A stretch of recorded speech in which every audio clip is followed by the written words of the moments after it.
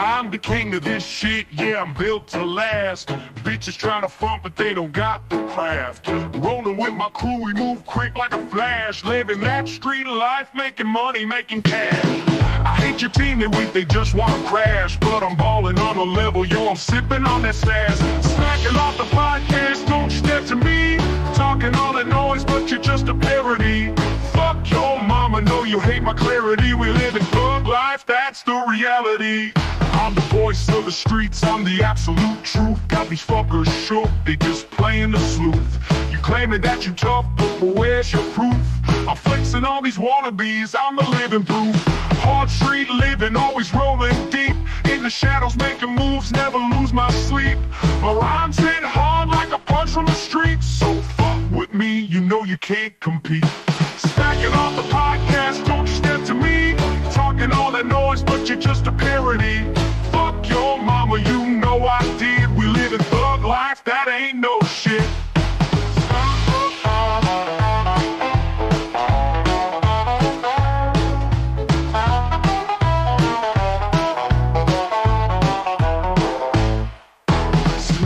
Smack, yeah, we making waves. Cast hitting hard like we digging graves. Got that fire in my soul, feel the heat that raves. In this life, boy, you either thug or just slaves. With my crew by my side, we rise up like kings. Life's a game of chess and I'm pulling the strings. Got the world on my back, but I'm counting these blings. Motherfuck your team, they don't know where to sing.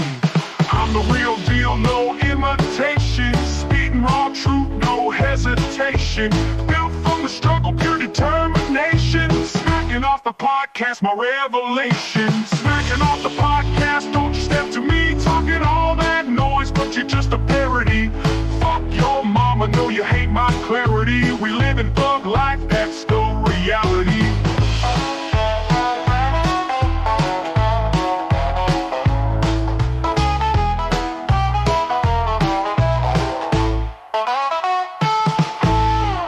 I'm the voice of the streets, I'm the absolute truth. Got these fuckers shook, they just playing the sleuth. You claiming that you tough, but where's your proof? I'm flexing on these wannabes, I'm the living proof. Hard street living, always rolling deep. In the shadows making moves, never lose my sleep. My rhymes hit hard like a punch from the street. So with me, you know you can't compete. Smacking off the podcast, don't you step to me. Talking all that noise, but you're just a fucking freak. Fuck your mama, you know we all did. We live in thug life, that ain't no shit.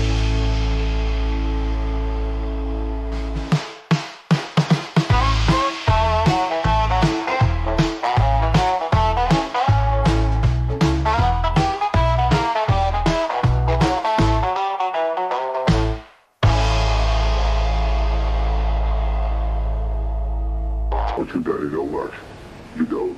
I'll be you back immortal. The sun's back alive.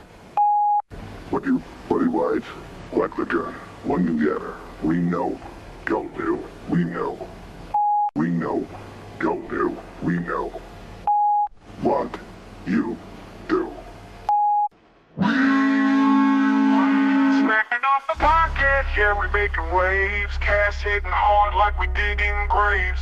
Got that fire in my soul, feel the heat that raves. In this life, boy, you either thug or just slaves. With my crew by my side, we rise up like kings. Life's a game of chess and I'm pulling the strings. Got the world on my back when I'm counting these blings. Motherfuck your team, they don't know where to sing. I'm the real deal, no imitation. Spitting raw truth, no hesitation.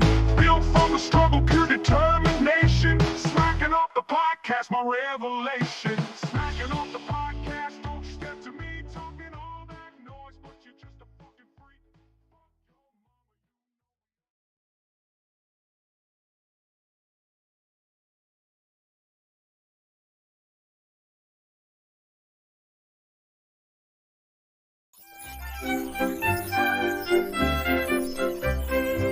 Smack It Off the Podcast is coming soon. Why would you assume something different? Smack It Off the Podcast is preparing now to tell you why your team is so horrendous. Oh dear, what a shame. Always the same game. Loser at all things. No luck that it brings. Fails at every try. Can't help but sigh. Clumsy and dim-wit. Can't seem to quit. Trips over own feet. Defeat is so sweet.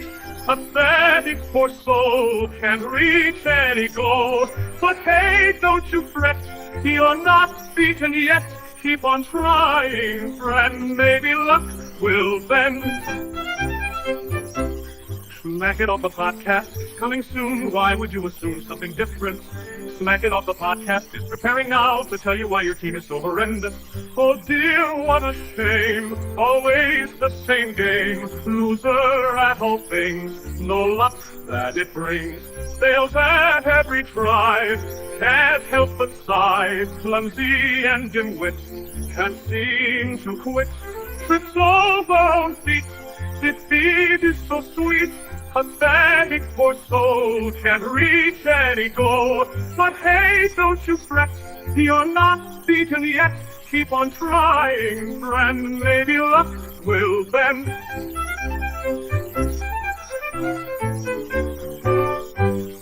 Trips over own feet. Defeat is so sweet. Pathetic poor soul can't reach any goal. But hey, don't you fret. You're not beaten yet. Keep on trying, friend. Maybe luck will bend. Trips over own feet. Defeat is so sweet. Pathetic poor soul can't reach any goal. But hey, don't you fret. You're not beaten yet. Keep on trying, friend. Maybe luck will bend.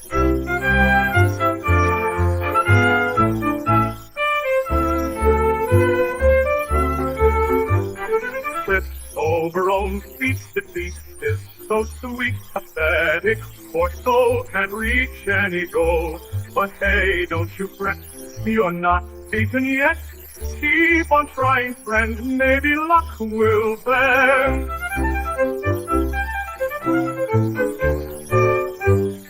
Trips over own feet. Defeat is so sweet. Pathetic poor soul can't reach any goal. But hey, don't you fret. You're not beaten yet. Keep on trying, friend. Maybe luck will bend.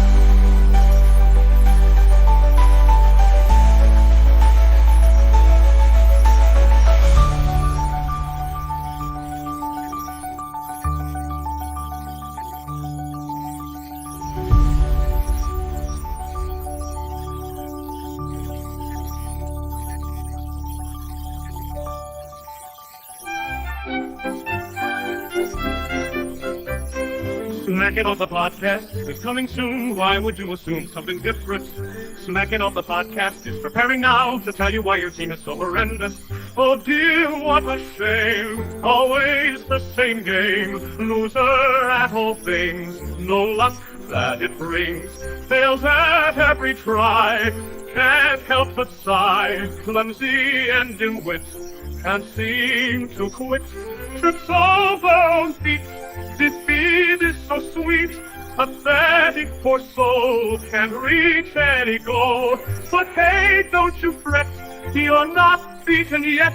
Keep on trying, friend, maybe luck will bend. Smack It Off the Podcast is coming soon. Why would you assume something different? Smack It Off the Podcast is preparing now to tell you why your team is so horrendous. Oh dear, what a shame. Always the same game. Loser at all things. No luck that it brings. Fails at every try. Can't help but sigh. Clumsy and dim-wit. Can't seem to quit. Trips over on feet. Defeat is so sweet. Pathetic poor soul can't reach any goal. But hey, don't you fret, you're not beaten yet. Keep on trying, friend, maybe luck will bend.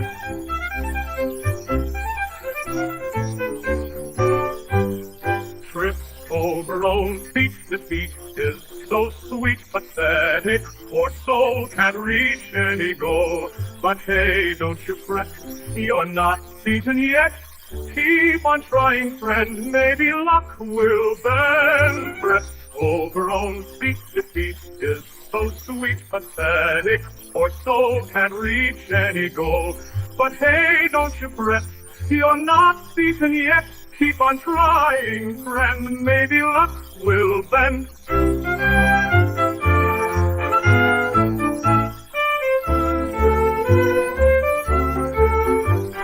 Trips over own feet, defeat is so sweet. Pathetic poor soul can't reach any goal.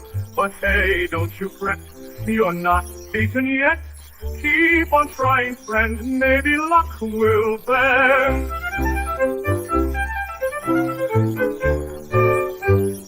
Trips over own feet, defeat is so sweet. Pathetic poor soul can't reach any goal. But hey, don't you fret, you're not beaten yet. Keep on trying, friend, maybe luck will bend.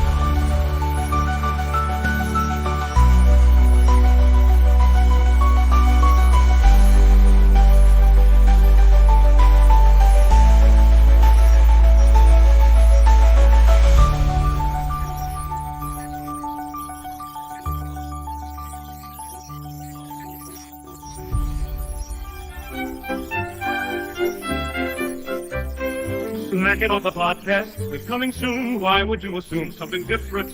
Smack It Off the Podcast is preparing now to tell you why your team is so horrendous.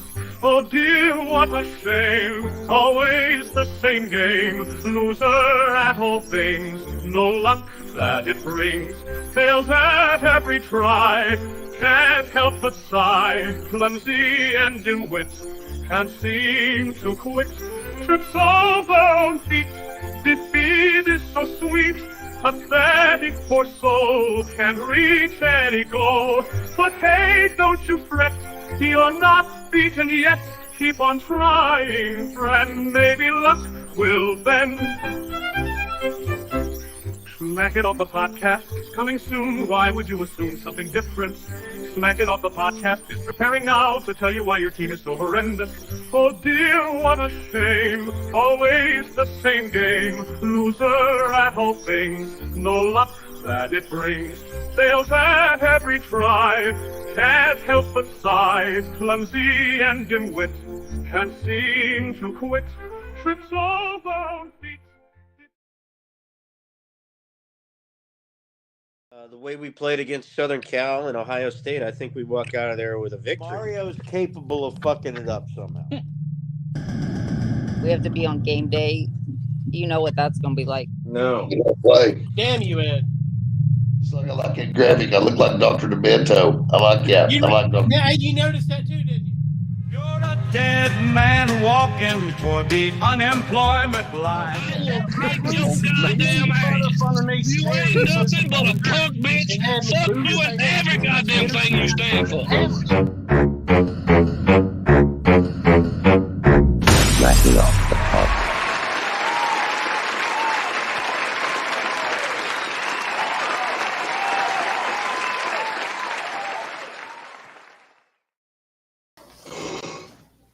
All right, everybody. Welcome back to Smacking Off the Podcast. What do you think about her, Doug?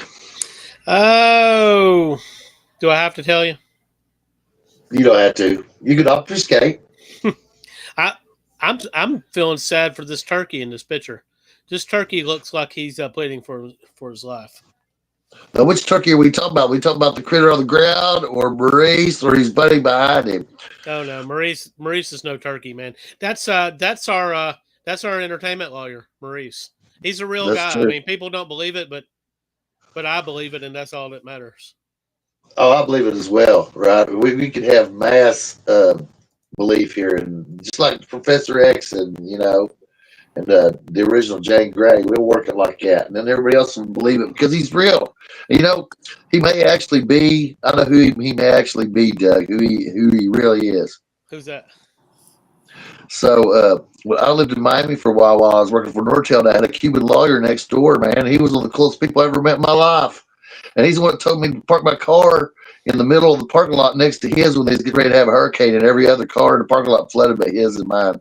And after that, I totally believed in everything he said, and he helped me 9 million ways to Sunday and never asked me for a dime.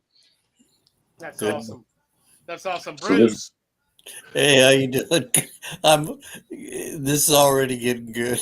I like your story, Bob. That was a great words of wisdom. He's a great guy.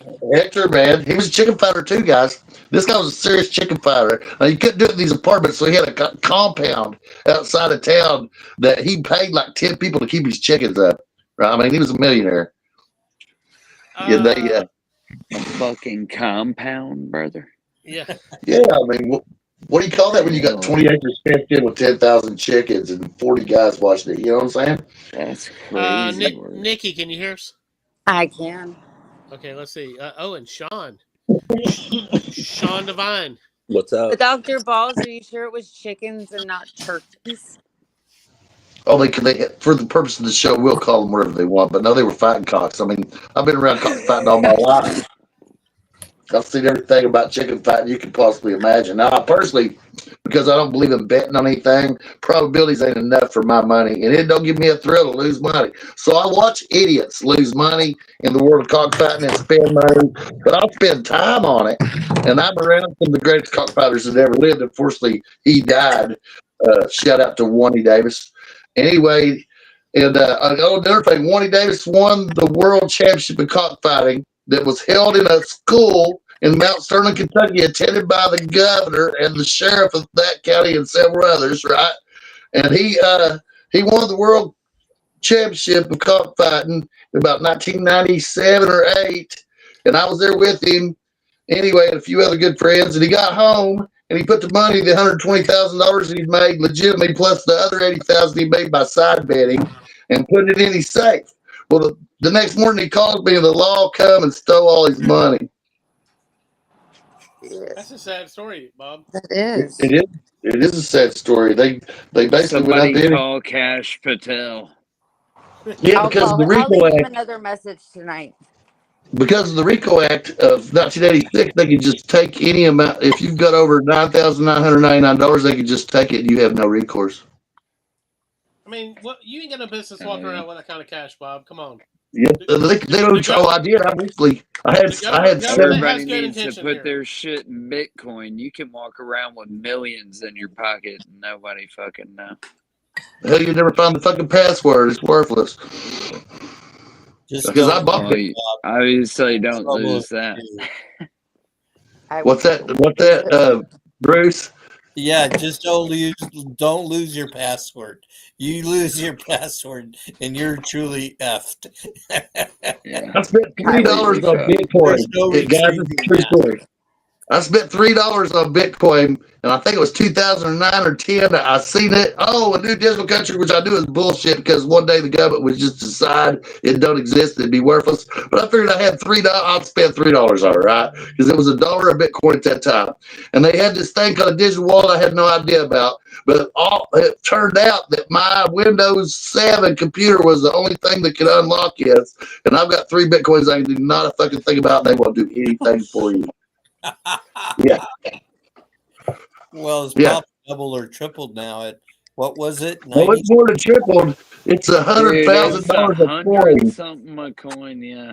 Yeah, yeah. It's unfathomable how that 300 is stacks. exploded. Dr. Balls has just got squirreled away somewhere. Oh, I know. You know what I do? You know what I do, Dave, with that? With that 300,000, I'll tell you straight up this second what I do with it, right? I go down to the Hunter dealership and buy me a CBR 1000 RR Fireblade, the $28,000 version, and then I can give my old lady the rest of the money. Oh, I can tell you with one word what I'd do with all that money. What's that? Cocaine. Cocaine. Divine, what's going on in your world, Mr. Sean Divine? Not much. Just more football and college basketball started. So we're excited. Oh, yeah. Basketball. Let's go. Clemson started out with a blowout. It was great. Nice. Who'd y'all beat? Furman? New Hampshire. New Hampshire. Oh, yeah. Is that the Blue Hens? Is that their name, the Blue Hens? I have no fucking idea. that's dude. Delaware, right? We beat them by 50 points. It was not By close. 50. Clemson's been good lately. So, look, honest question, who's been better lately, Notre Dame or Clemson? Didn't Clemson go to the Final Four 2 years ago? In basketball? Oh, yeah. Clemson's been a lot better than Notre Dame at basketball. Oh, yeah, but y'all have some The potential. men's basketball program at Notre Dame has not been good for a while since Mike Bray left. It's sad because Kentucky and Clemson's been Notre Dame decent. had a big We're rivalry. not. I Was think it Digger Phelps? we got the coach? bounced in the fucking first Yes. round. So. That's right, Bruce. Digger Phelps was the coach. That was, in my opinion, a golden era for Notre Dame and UK and Notre Dame played most of my life every year, and I looked forward to it. I thought it was a game that was worth playing. Yeah. You know. So, all right, guys. Is everybody excited about the games of the week? What about you, Nikki? What's going on in your games of the week, mind? Not much. My Gators lost the first game in basketball to Arizona. That was lovely, but it was close. It was a good game. Watching some hockey and getting ready for some good football this weekend. There you go. Now, Bruce, do you root Gonzaga? Hell no. Mm. Sorry, Sean. I know Sean gets all displeased with me when I say I'm not a Mark Few fan. He's done a good job. Bruce can be content with going 17-14 annually as a Husky fan in basketball. Yeah, but we beat Arkansas Bluff the other night, so we're on a roll. Pine Bluff, yeah. There you go. My God, I had a sister I that don't went want a there. whole lot in this world. There you go. And then, look, that's great. Another great graphic by you there. You know, Maurice is hanging out with just the king, which we all love the king. Even if you don't know the king, you love the king and don't even know it. That's how special he was. So, guys, I'm excited about the games of the week because this week is interesting to me because even though every week holds implications for the CFP, and that's what, you know, this is all really about these days, a lot of these games have a lot of historic content to them. And I think there's upsets galore. Now, we've had bigger ranked matchups, 2 versus 3, 1 versus 2, and so forth this season. But this right here is an interesting slate, and I think there's a lot of possibilities for upsets here. And I think upsets. A lot of upsets. And that's the reason that I suggested these games is because, you know, and look, we're joined by Jeremy Smith of Southern Sports Focus. What's up, Jeremy? Good evening, guys. Hell yeah, I'm glad you joined us. We're getting ready to talk the games of the week here soon. We're talking about all the possibilities for upsets here on our list. And one of them that's really excites me is, for some reason, I think Northwestern's pretty gritty. We're going to get into these games later, but to me, that's an example of a game that could be upset. Oh, absolutely. But I mean, I would feel better about it if it was in Illinois. Oh, that's true, but they don't have much of a crowd at Northwestern Stadium. What's the name of Northwestern Stadium, Sean? I put him on the spot that wasn't fair. I don't think Northwestern's the state school. It's Indiana, Chicago. It's in Evanston. Yeah, Yeah. Well, they got that weird stadium. They're doing renovations on their main one, and they got that strange one that's like right on the Chicago River, one of the rivers, and it doesn't hold a lot of people because basically kind of they're using their renovated practice field until they get that new stadium done. So it's not really it's a great view, but it's not really just a huge crowd. It's not on the river. It's right on the shores of Lake Michigan. Lake, river, whatever. I use on a body of water. There's a big difference between a river and a Great Lake. Especially considering Monday is the 50th anniversary of the wreck of the Edmund Fitzgerald. The Great Lakes are not like a pond. They're a big fucking lake. A huge fucking lake. They're so big. Football, not geography, all right? There's a reason the U.S. Navy has Great Lakes Naval Training Center. It's some serious water. Now, is that the former Chicago Fire Stadium? No, the Fire started by playing originally at Soldier Field, where the Bears still currently play. Then they moved. I love that show. Then they moved to some Toyota Park down in the southwest burbs. I think near like. That's where I've been. It was next to Harry. Now supposedly they're building a stadium back near the downtown area, near the Loop. So we'll see. They at least made the playoffs this year. They're not a joke. But the last two games of this season for Northwestern, they're going to play at Wrigley Field, and they've already finished setting Wrigley Field up for football, like when the Bears used to play there. That's awesome. And then next year, the new Ryan Field will be ready to go the first week of the season. And the new Ryan Field looks awesome. It's got all the bells and whistles. The only crazy thing is it only seats like 38,000 people. So clearly they had the corporation types in mind for this stadium because a lot of suites. Can they sell out 38,000? If they don't, whatever Big Ten team is coming to town will. Yeah. Usually it's a home game for Wisconsin, Iowa, Illinois, Ohio State, Michigan. So basically what you're saying is Northwestern is the Big Ten's Vanderbilt. Yes. Spot on. Yes. Absolutely. So I have a question. Getting into these games, Sean, and this one's for you. Does Tulane make it out of Memphis with their bus? Will it be guarded during the game is the question. Well, the National Guard's there. So we got to talk about this because Memphis is winning games. Because the teams that are playing them are literally worried that they're not going to be able to get out with their bus. That's how they got South Florida, it's understandable. I would love to see a bus on blocks when a team came out to go home. That would be hilarious. What the tires? What I want to know about that game is, John Summerall is pretty much on the list of everyone's coaching search. He's like the betting favorite to take the Auburn job. He's been mentioned for LSU. If Kentucky decides to depart with Mark Stoops, that's his alma mater. If Lane Kiffin decides to bolt Oxford, he was an assistant coach there. So I want to know if maybe, and this could have been what happened last week because they went into San Antonio and UTSA handled them pretty well.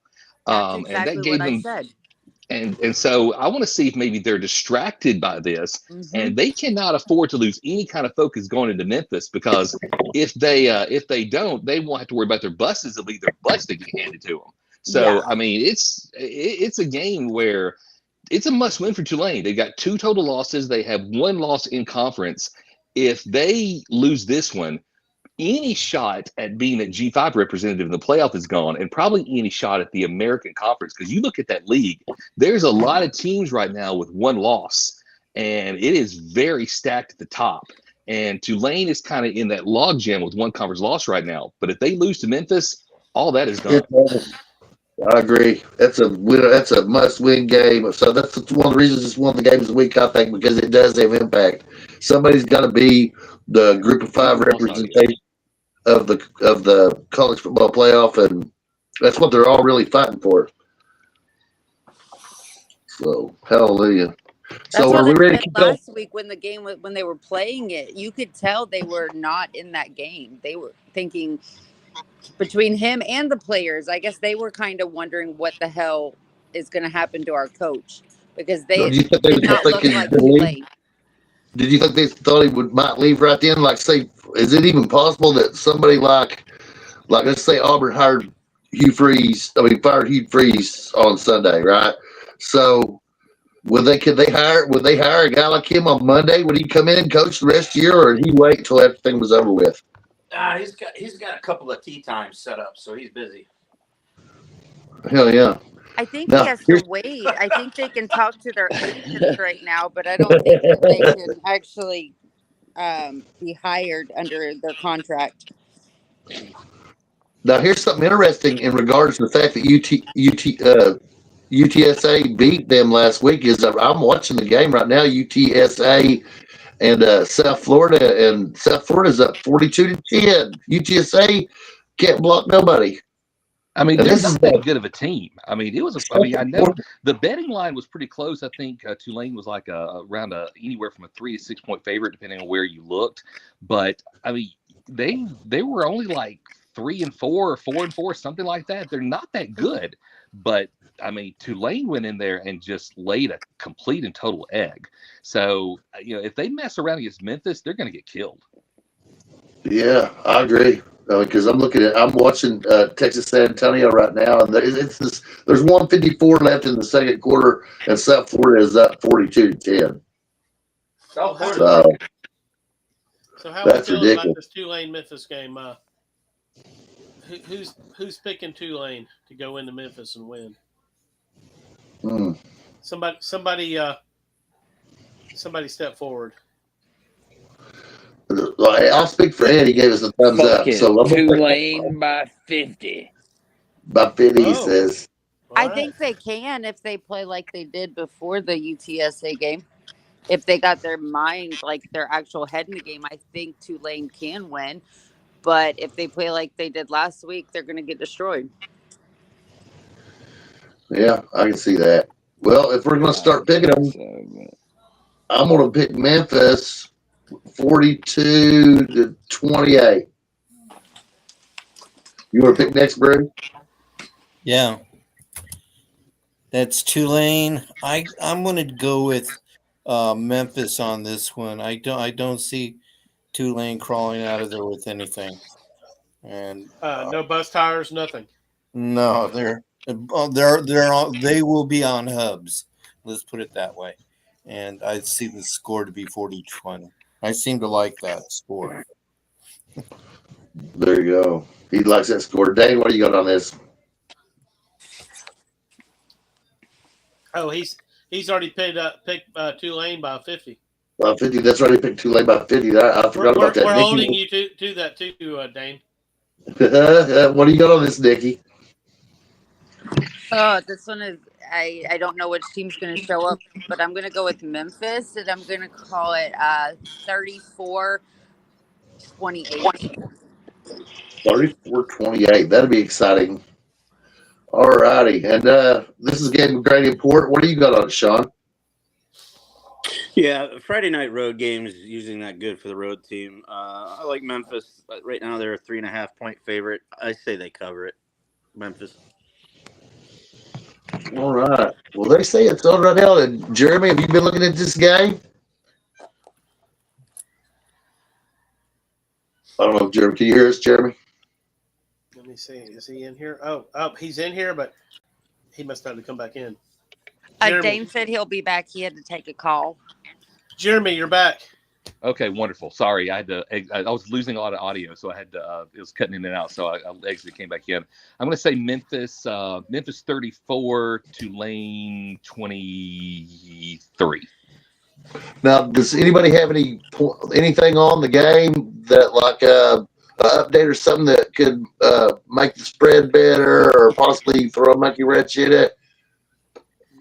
I mean, it's kind of been discussed. I mean, I think Tulane's players, I don't think Summerall has come out publicly saying he's there long term. And lately, the last few coaches with Tulane have kind of used it as a stepping stone kind of a place versus a place that you're going to build on and stay there for a long time. So maybe those players are kind of like, well, is this guy really going to be our coach in the next few weeks? And then, you know, the rule is if a coach departs either for another job or gets fired, the players all then can immediately throw their name in the portal. So could be interesting days ahead for Tulane. It's kind of a sad situation because the media is just naming him for every single team. And if I was an athlete looking at that every single day, that's really bad. And it's in his head too. You know, if you watched the game last week, he wasn't in his right coaching mind. His mind was somewhere else as well. Didn't they have like 4 or 5 turnovers in that game? I mean, it was very I'm just surprised that the on the other side of the field, Silverfield, I think his name is, for Memphis, isn't getting any attention. He's a young and up and coming kind of a coach as well. I thought he's been mentioned for the Arkansas job. Other than that, he's not getting much play. There's a lot of coaching opportunities open right now, and about to be more, I think. Yep. So, and maybe some a lot of these are. We're out here saying, oh, this is guy here, this guy there. But a lot of these schools are kind of just normally at this point, our plane tracking has been Ryan going off. Just to and it's correct not. myself. It's silent right now. So either these teams know who they're hiring and they're just waiting to that last game, or there's so many coaching jobs, they are literally just trying to scramble now. They're trying to raise their own value with their agents. Get the okay. So this school they're going to offer me $10 million. What do you got? Oh, you'll offer me $11 million. Okay, well, we're going to have to let that other school know that we're not going. And what's crazy is 2 of the coaches right now, or 3 of the coaches that's been fired, have the same agent. So that guy from coach to school to coach to school. Well, this, Pittman was just fired, but here's my other guy. Let's talk about him. It's just like a rotating door right now. Talk about incestuous, man. That's the ultimate of having one agent, covering 4 schools, so to say. Yeah, because I know Lane and Freeze have the same agent, and then I think Brian Kelly is part of it. There's big name coaches and they all have the same firm. And it's that guy's just getting call after call. Yeah. That's interesting. Another discussion, but basically Jimmy Sexton is the one that runs college football because he's the agent to all the big coaches. There was a comment on I'll say this and how'd you move on. How'd you like to manage the Cleveland Indians this year? Let me think about it. I got a couple sales on some white wall tires. Let me call you back, Charlie. But there was this guy talking about it on the Chuck Oliver show. How'd you like to coach the Oklahoma State Cowboys? I'm going to have to call you back. There's another agent. There's another agent because the coaches. But I think it's interesting, guys. Going back to the coaches Lane, Coach Summerall, and Lane Kiffin, and the ways that they've handled, being in the spotlight as coaches that are desired by these other programs. So Lane Kiffin knows that there's a lot of discussion that he could go to Florida. Other programs would want him, but he's had it pretty well, and he's handled by coaching some pretty decent football. Where I think if you look, Summerall, this is his big jump, and I don't think he's handled it well and it may stop him from getting the jobs that he was talking about. He may have to settle for someone like Kentucky. Well, Lane's just trolling everyone. I mean, his Halloween costume. Oh yeah, He was. I think he loves His girlfriend was the cat, and he was Curiosity that killed the cat. Oh my goodness! Like he's trolling everything. It's amazing to watch. That's why I love him. But it's I don't know. I don't know if he's happy being safe in Oxford or wants a bigger program. Oh yeah, So I was one Halloween. My girlfriend was Rachel Summers from X-Men: Days of Future Past, the comic, not the movie. And she was the Phoenix's daughter, and the outfit was red leather, and she had studs all over it, and her face was painted like the Phoenix, and she was on a little leash, and I was Magneto. Love it. But anyway, I think there's a lot of implications to this game, and it's a bigger game than it looks like because it's far-reaching, coaching, everything. So, you guys ready? Has anybody not picked? I haven't picked. Give me Memphis 24-13. Ooh, nice. Special. All righty then. Let's talk about Northwestern at USC. And I think it's an interesting matchup, guys. Northwestern has had a couple upsets this season. They seem well coached. But USC has improved slightly since the season begun. They've got some weapons. I don't know what to think about it. Let's say, Bruce, you're the Pac-10 guy. I know they're not in the Pac-10 anymore, but what are you thinking about it? Well, there again, Lincoln Riley has to win this game. He can't slip on this one and regress and let Northwestern win. Not that I'm saying he's going to get fired, but it sure looks piss poor on the resume.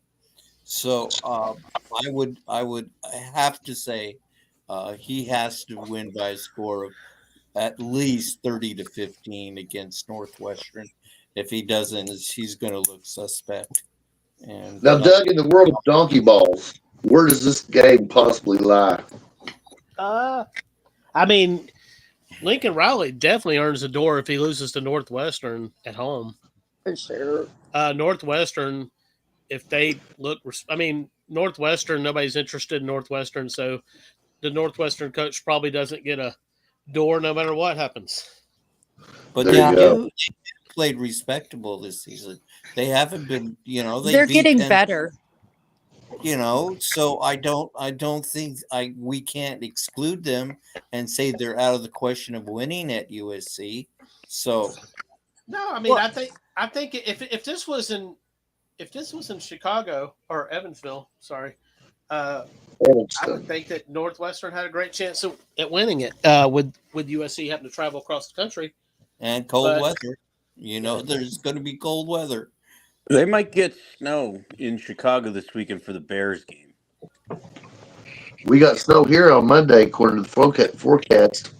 So yeah, USC had to go to Northwestern this weekend. I agree with Bruce. That'd be not so miserable. I think Northwestern has done well. Kid, the last few years after going 0-11. I think they've done good the last few years trying to build back a program that was completely depleted. You can't call USC empty, but the players aren't playing like they normally play. They got plenty of speed, all to hell, if you look at them. But then when push comes to shove and the meat grinder happens, they kind of lose out. That's kind of what happened to Oklahoma. It's the defense and physicality, is the issue. And, they were able to beat a semi-physical Nebraska team last week in Lincoln.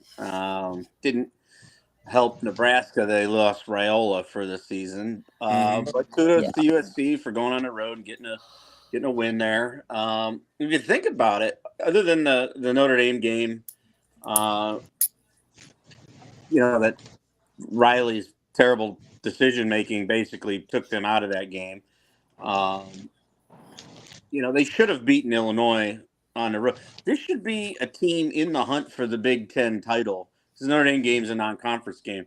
They should have one loss and be in the hunt for this. And it's a shame that they let Illinois have that game-winning drive at the end, because then there'd be a lot more talk about USC. They're not that bad of a team. They just need a little bit more physicality, on the lines of scrimmage, and particularly on defense. But they're still a pretty damn good team. Yeah. I just had this conversation with someone because they were talking about what if Riley went to Florida. I don't have an issue with it because I'm watching him build a program. It's nowhere where it needs to be, but he's building a program. So. Yeah, I think USC would be foolish to get rid of Riley after this year. I would give him one more year. There better be results next year, because I think that's year 4 for him. Yeah, I think it's more than that, Sean. I think it's 5. No, I don't think so, Bruce. I'm gonna call the question on that one. Let's find out. But how long? When he took over from Helton, Clay Helton had basically ran that program into the ground, so it was gonna take some time to make USC exciting. I think the rule of thumb is 5 to 7 years for most college teams to round out and start getting into winning. I mean, that it took Kelly, I think, 5.5 years at UCLA before they started on their. I stand correct. So this is Riley's 4th year. Next year will be his 5th year. You're right, Bruce. But yeah, you're right. Everywhere else other than the SEC, where they expect, right away. Right away. 3 years. 3 years maximum. Yeah, and other than maybe at an Alabama or a Georgia, I don't necessarily know if that's the right answer. Ridiculous. Yeah, it pisses me off. It took Lane a few years to get Ole Miss going. It wasn't an overnight thing. And USC is a plum job. I mean, if you look at it, it's bell cow time. Well, they gave Riley what was it? What, $67 million? They bought him his own house in the Hollywood Hills, a mansion, and he's got access 365 days a year to the private jet that one of the private jets that the university has access to. Yeah, that's and the best, pretty good gig, and the best recruiting country in the United States. All you have to do is put a fence around San Diego, Anaheim, Orange County, LA, and you could get a recruiting class right there. Well, you'd have a basketball team was beyond belief. If you could do that basketball. That's what Carroll did when he was in his heyday. Most of his guys, he just put a fence around California for the most part. Rarely did he go. I mean, the lone big example was Lendale White was not from California, but Matt Leinert's California, Ray Malalago was California, Reggie Bush was California. A number of the receivers were from California. So, but you got to be able to build that. And Carroll was able to. Right now, look at a guy like, I think, Bryce Young, who played great at Alabama, and now he's with the Carolina Panthers. I think he went to one of those powerhouse high schools in SoCal. He did. Mm-hmm. Same with I think wasn't DJ Uyunglele from one of those schools as well. He went to Clemson. So right now, California's he went to 15 schools. He did, but initially out of high school he went to Clemson. But right now, California, the big Texas has gone in there, got guys. Alabama's gone. Washington. Well, I think Oregon. I think that might be where it's the tides have changed for USC, where they don't have an issue getting those big time players out of California. Now they're fighting for them because of NIL. I mean, they're going all over the country. So he's now having to recruit in Texas and Georgia and Florida and all over, which also that's where he recruited for Oklahoma. So he's hitting those same spots. Sure. He should be able to and he's bringing in the guys. It's not like he's not. They're just lacking. For me, it's that defense. That defense is lacking a lot. One game, they're awesome. I think the other point that Doug always brings is also it does bear out and I think in recruiting a little bit is you go, man, we're particularly with the parents still have a big role in this, and you go, man, we're gonna have to fly to a Rutgers for a game. We're gonna have to fly to Madison, Wisconsin, maybe in bad weather, like versus in USC's heyday. I mean, you can cross town to UCLA, up the coast, maybe to Cal or Stanford. It's not that long of a flight from LA up to Seattle, and it's not very far over to Arizona for the 2 Arizona schools. That's a lot easier travel than going. Hell, even last week they went to Nebraska. That's at least a 3.5 hour flight right there. And these mama boys don't want to be away from mama. And people don't understand that. We see it here in Texas. These guys get scouted from all over. But if they can stay in Texas, being close to mom, and she can be there, they pick a team that's closer for a reason. Yeah, I mean, it's a big ask for an 18, 19-year-old to go see your parents. You're going to have to get on a plane and fly 3, 4, 5 hours. I mean, look at what it mentally, the Nebraska kicker that's from Australia. His press conference where he lost it. When they mentioned his family, he broke down to the point they flew over for his next game. It mentally takes a toll on you when you're used to being with your parents every day, and then all of a sudden you're lucky if you just have them on FaceTime. He hadn't seen him in person in months, maybe even a year. That's tough on these young guys. They're still young. They're still young, developing young men. And it's tough on us moms.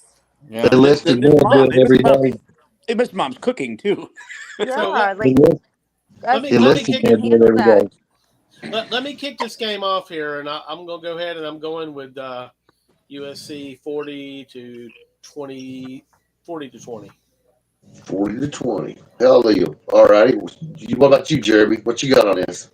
Yeah, I think USC, I mean, the offense has been playing really well. They're one of the top offenses in the country. I just don't think Northwestern has the horses to hang with them. Still having comms issues there, I think. I think it's going to be Trojans 40, Northwestern 20. Damn, you just stole my score. No, wait, let me change my score. 41 to 21. But the price is right, man. I like that. Nikki, what you got on this? I'm going USC, and I'm going 42-17. Bruce. 30-15. I'm going to go with my original feelings because, this could be sad. All right, Sean, what you got on it? Give me the Trojans 34 to 17 in this one. All right, I'm going to pick it last because I see a perfect storm brewing for USC. I think their offense is good, but when they've been frustrated, they start pushing. So I've got Northwestern 24 to 21.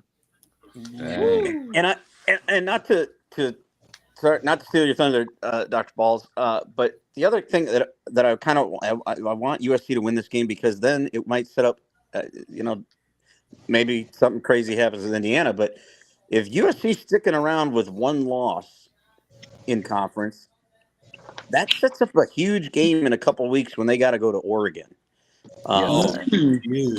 So I'm hoping that game will have some pizzazz to it. If they lose at home to Northwestern, then that game. If Oregon loses to Iowa, we'll get to that game in a little bit. But maybe we can have a little old Pac-12 revival here with 2 one-loss teams in a few weeks. There you go. Is that everybody on that one? Ooh, Bo Nix bit off more than he could chew on that one. Intercepted by the Raiders. Raiders are hanging tough, surprisingly. All right, now we're on Saturday, November 8th, 2025, and our first game of the week is in the Indiana Hoosiers at number 2 at Penn State at noon Eastern, 11 Central on Fox.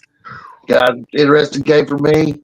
Penn State lost 5 5 games so far this year. Indiana can't afford to lose this. What do you think, Sean? I think this is the big noon game, right? Big noon kickoff. Boy, it's Fox probably like. Man, hey, let's first give whoever's picking Penn State a chance to come out first. I'm picking Penn State. Florida. I know it sounds crazy, but I'm going with the underdog, and because they have nothing to lose. Why not? Yeah, you got to expect that this is going to get harder and harder for Indiana to keep winning. It is, and Penn State has nothing to lose, like absolutely nothing at this point. They've lost their coach. They've lost almost every game. They give zero shits at this point. They're going out there and shit. Let's disrupt someone else's season. It's in State College, which is going to be still loud, 100+ thousand people. It's big noon. They're going to be riled up. They're not going to be happy. And they still have some talent. You know, they still have that two-headed monster backfield in Katron Allen and Nick Singleton to alleviate the, obviously they're using the backup quarterback now. And he didn't look bad against Ohio State to begin the game, so maybe. And that was a road test, his first test, I think. And also, those kids at Penn State have a little pride. They're seeing the fact that, for the listeners out there, Penn State is a 14.5-point dog at home. Jesus. Yeah. They're going to see that go, man, that is a lot of what if we just come out today, guys? Forget the record. Yeah, we laid an egg in a couple of these games. Let's play our absolute tail off, and we'll see where the chips fall where they may. I think they can do it. Wrong and taking a flyer with Penn State. In that vein, I'm going to make my pick then. I say that Indiana has momentum similar to the 1985 Chicago Bears, except they're not going to lose at Penn State. I believe Indiana's going to crush them utterly, and it's going to be embarrassing on national TV. And Indiana's going to win 53-10. I feel like that's kind of the storyline of this game. It's either going to be an Indiana blowout or Penn State's going to hang around and pull off the upset.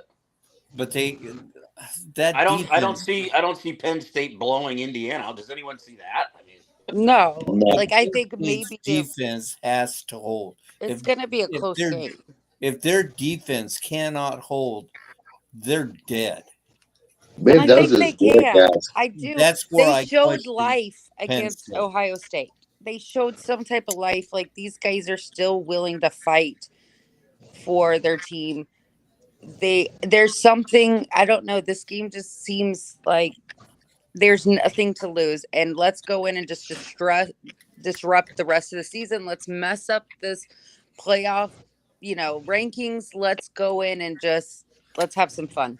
And I think, if I'm not mistaken, right now, at least with some of the, depending on who you, if you choose to wager your hard-earned dollars, some of those facilities that offer that, I think the Indiana quarterback Mendoza is the odds-on right now favorite to win that particular award that they give out in December. This would be either can be a springboard to that award, or it could derail it. So a lot to play for in this one. And I think Penn State's all about it. I got Penn State 24, and I got Indiana 21. You know, you look at this game, and look, there's a lot of platitudes that are really great talking about Penn State, and all that is just lovely. But what we forget about here is Indiana is going in week to week trying to prove they deserve to be where they are. Kirk Cignetti has that team focused. He has them ready every single week, no matter who the opponent is. Yeah. They've been going out and annihilating people. And Penn State is just a mess. Yes, they showed a little bit of life in the first half against Ohio State, and then Ohio State just crushed them in the second half. They don't have the players. They don't have the coaching. They just don't have what you need to pull off an upset like this. And again, Indiana, every week they hear the stuff from, and look, my team's in the SEC, but they hear every week the stuff from the SEC homers talking about how, well, if you went through this gauntlet, you would lose at least 2 games. They are sick of hearing that crap, and they just want to go in and kill people and prove everyone wrong. They're on a mission. That mission will continue. Indiana 45, Penn State 13. Oh, hell yeah. What are you thinking, Bruce? I'm just of the opinion that Penn State's defense, if they're going to have any chance to win, has to step up and contain them to under 30. If they don't, it's done. It's over with by halftime. And I just don't see Indiana failing in this one. I just see I see it probably 40 to 20. I got to change that score. I will probably say 50 to 20. Did you give a score on it, Sean? No, not yet. But I'm I just think it's Indiana's year, and they're on a mission. So as much as I'd like to see Penn State pull off the upset, logically I got to go with Indiana, something like 38 to 14, something like that. Yeah, 30-14. Hell yeah. Doug, what are you thinking, brother? Give me Penn State to win the first half, going 13 to 10. Yeah. And then give me 38 for Indiana and 13 for Penn State final. Hell yeah. I like it, guys. The Hoosiers, if they even competed for the Natty, it's so huge, it's beyond belief. I mean, if they got into the final game of the CFP, I mean, it's just. But there hasn't been a whole lot of story-making stuff that's went on in college football in the last 20 years. I mean, what's the closest thing to this we've seen? I mean, you had TCU make the national championship game a few years ago. I mean, that's it ended badly, but I think that's the closest thing you can see to this kind of run is what TCU did in 2022. Yeah, they got annihilated by Georgia in the final, but this is the closest thing that we've seen was the TCU run of that year. I agree with that. Even though Indiana is historically one of the worst teams in Division One, Power 5 or Power Conference, yeah. They definitely if they're not the worst, it's between them, Vanderbilt, and Kentucky is who are the all-time worst. Top conference teams in my opinion. Kansas too. And I think they can thank Mark Cuban for helping them get where they're at right now. Oh yeah. All right. If Indiana, I mean, it's amazing how fans come out of the woodwork. So go Hoosiers. And what was you saying then? We got the Bulldog Bowl here. Ow! And I find this exciting because I think Mississippi State is an interesting team, and they've got a lot of fight in them. They don't have a whole lot of horses compared to the horses Georgia's got, though. Jeremy, you got any thoughts on this game? Well, this game, Mississippi State, you look at them, and they have come so close so many times recently. They gave Texas fits. They gave that game away. They took Tennessee to overtime. They've taken some pretty good teams to overtime in Starkville. This game, if I'm not mistaken, is in Starkville. You got those blasted cowbells that are going to be ringing like crazy. The crowd is going to be hyped. I do think ultimately Georgia is going to be too much for Mississippi State, but it's one of those where I'm not picking it, but it would not shock me at all if Mississippi State pulls off the upset. But I think it's going to be a close game. The way that Georgia is unable to get to the quarterback, I think that will provide for some plays down the field for Mississippi State, which has a pretty good offense. I mean, they put up some points on some people. They just have failed to get it done in the end. I don't think they make it here, but you're going to see a game, I think, that's going to be like 38-34, maybe even another game that goes into overtime. But I think it's going to be within a touchdown that Georgia pulls off and escapes with a win in Starkville. Hell yeah. Now, Sean, what's the line on this game? For this one, we have Georgia is a 9.5-point favorite right now going into Starkville. Well, they're not have to lose money. Over under of 56.5. My question is Brandon Walker going to be at this game or not? Because if he is, then I'm going to take Georgia for sure because that was brutal. Thinking they're going to beat Texas, and then he's right there in the end zone, and Texas scores the touchdown to basically end it for him. But I think it is going to be, as Jeremy said, a very close, hard-fought game. Mississippi State, I still don't think has a conference win in X amount of games. Jeremy can. They beat Arkansas last week. Did they beat Arkansas? Okay. Yeah, they beat Arkansas. But Arkansas, Arkansas is finding new and different ways to amaze us with how they can lose games. Yeah.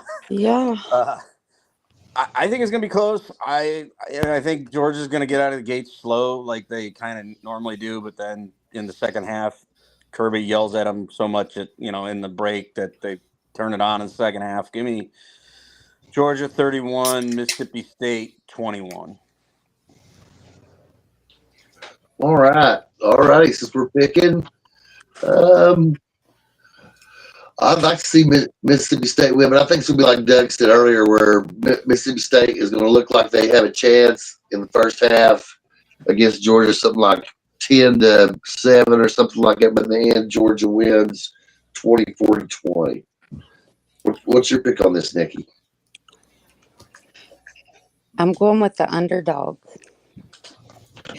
The underdog. I'm going to take Mississippi State in a close one. Very close. I think it's going to be 28-24. Hell yeah. Bruce, what's your pick on this bad boy? As what's happened with Georgia this season and every game that I've watched them play, I don't know what team's going to show up. I don't know whether it's that national contender or that, oh boy, here we go. You just don't know. As good as Coach as Kirby is, I don't know what team's going to show up. And going into hostile territory in Mississippi State as it is, I can't say they can win. It's up in the air. It's a toss-up, And Mississippi State at home is going to be close, 28-24, something like that. It's not going to be a big spread if Mississippi State's defense plays well. So I would say right now, Mississippi State 28-24. Nice. Doug, what are you thinking about this Titanic struggle? Give me the same exact score that Bruce just did, but give me Georgia on top 28. I just want to see a Kirby meltdown again. You want to watch him cry? I do. I love watching his meltdowns, and he doesn't have really bad ones against big ranked teams. But when he's playing watching him against Florida, where he didn't know which way it was going to go until the fourth, he was sweating. I mean, it was crazy watching him on the sidelines. Him against Auburn was even better. And so I want to see that again. So there's no chance he's loaded up on boiled peanuts and Carolina-style barbecue and just sweating because he's like that? No.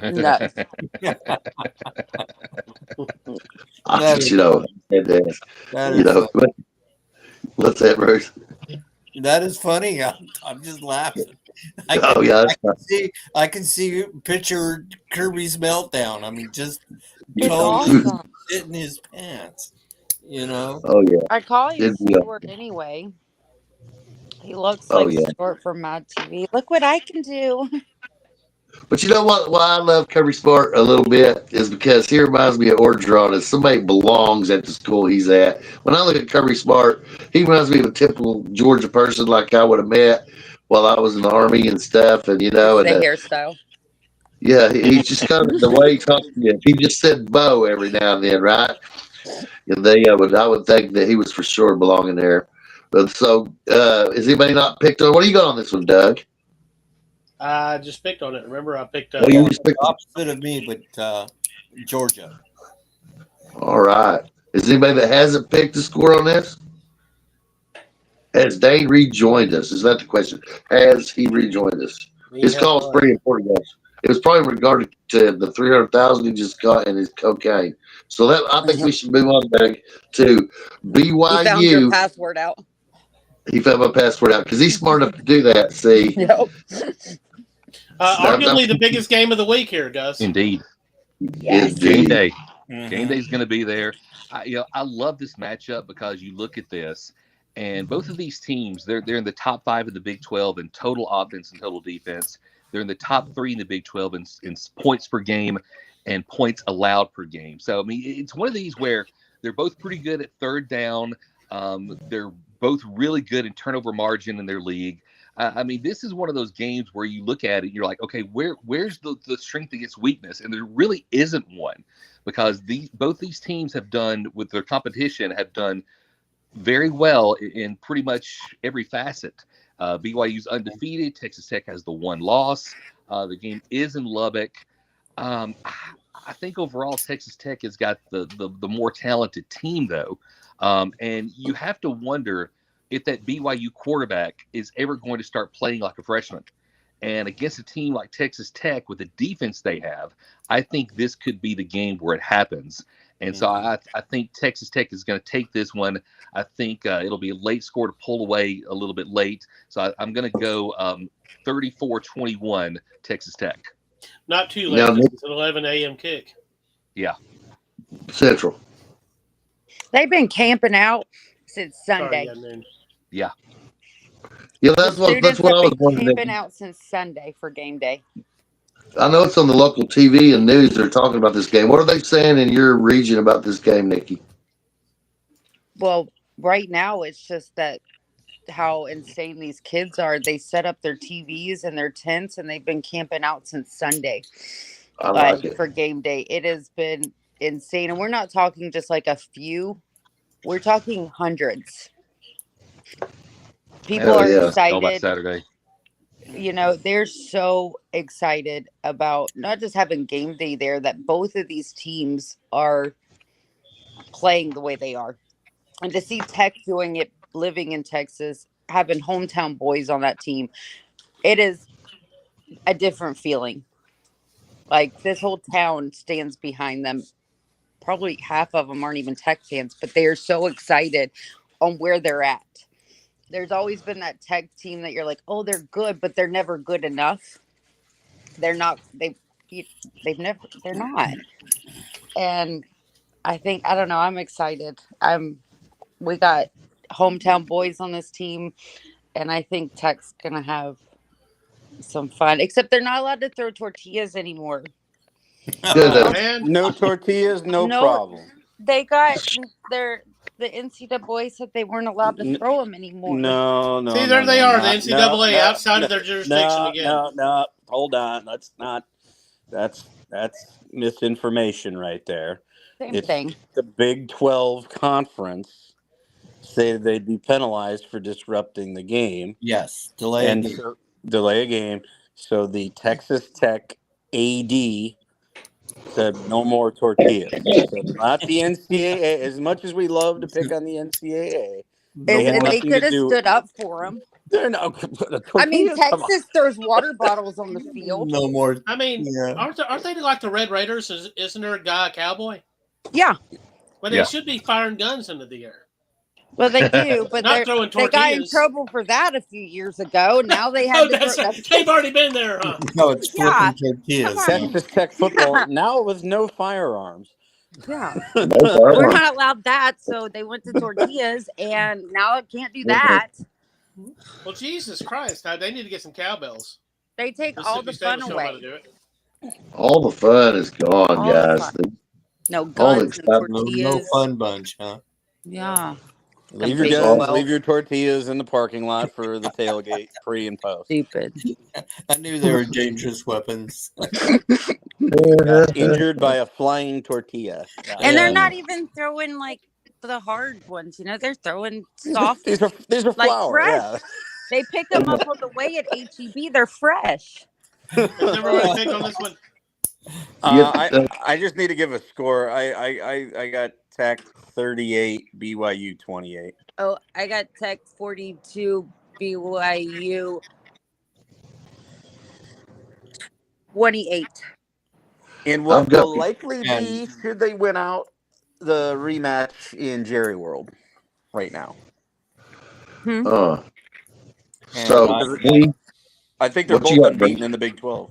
Yeah. Damn. Well, What do you got? Texas Tech lost to Arizona State, so that was a conference game. Yeah. Yep. And I would probably venture to say it's good to me. They're so evenly matched. It's going to be turnovers that will decide this game. Interceptions, fumble, a muff punt on a kickoff, something like that will alter this thing. And I think Texas Tech will eke it out at home, 27-24. Yeah, give me Texas Tech by 5. Well, I haven't picked on this one, and I'm going to pick BYU 41-40 over Texas Tech. I believe BYU's undefeated, and they're going to stay that way, and they want to contend again for a CFP berth. So that they're going to beat Texas Tech at home, and they'll be listening to Luca Buck, Texas, and feuding like the Hatfield McCoys. All right, so we skip to Oregon, Iowa here. We gotta let the crack pipe game of the week rest for a minute. All right. Well, you got Oregon at Iowa. They're at Iowa. It looks like it's an ABC, a CBS game. Is that CBS's schedule? Yes. Yeah. CBS afternoon 3:30 window game. Yeah. So they got some of the Big Ten games, so they still exist somewhat for college football, which I think is important. But Oregon at Iowa. The reason I picked this as a game of the week is that Oregon's a pretty good team, though they did lose to Indiana, which I don't feel makes them look that bad. It's a good loss in retrospect. And I just believe that Iowa is just so frustrating to watch them piddle around forever and just waste time and not really do anything with it, that it's going to make for consternation. Oregon might make this game interesting. See it. What's that? I can see it. She says, I can see it. Yes, absolutely. I can see it. I think it'll be a fun game to watch, actually, and that says a lot because the question is, will Mac Brooks enjoy watching this game? Oh, yeah. Shout out to Mac Brooks. Oh. We hope she enjoyed watching it. That's for sure. Oregon is a 6.5-point favorite in this one, with an over/under of 42.5. So a typical low score over/under there for Iowa City. Yeah. Well, let me jump in real quick. Give me Oregon 30-14. Oregon 30-14. Jeremy, any thoughts on this one?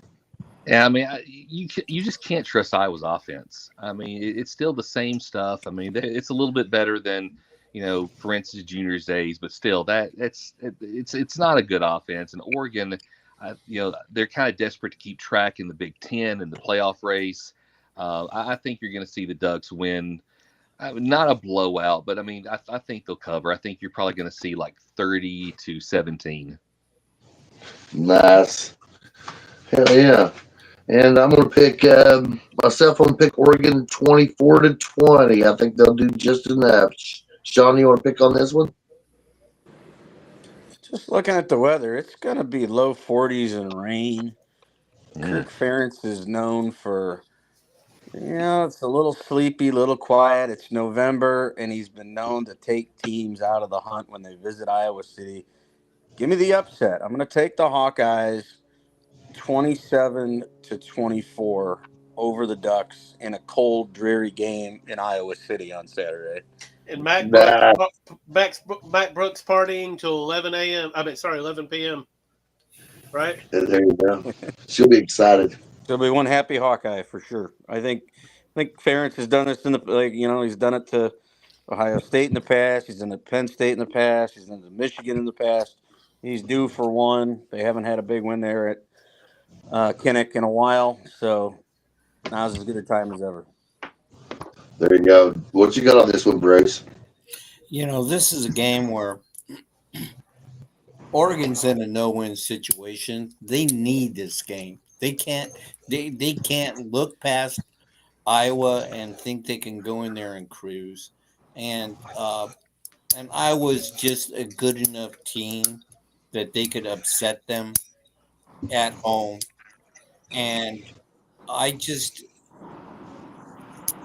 Oregon needs this game a hell of a lot more than Iowa needs it. And there you go.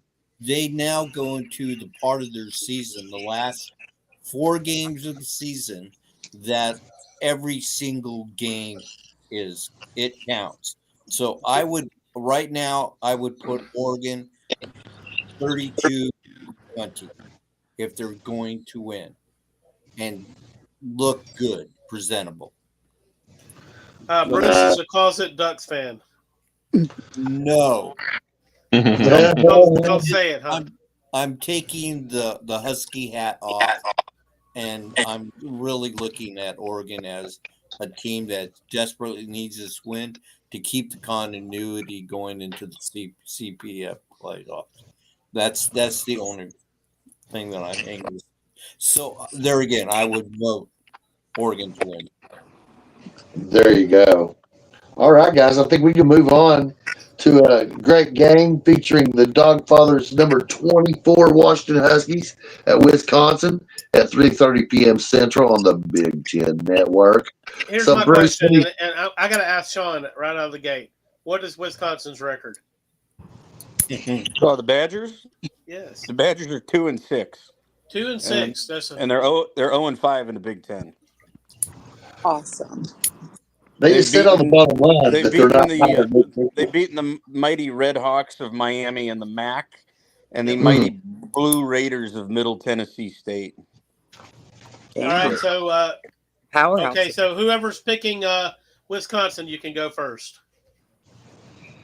I think I heard a cricket chirp.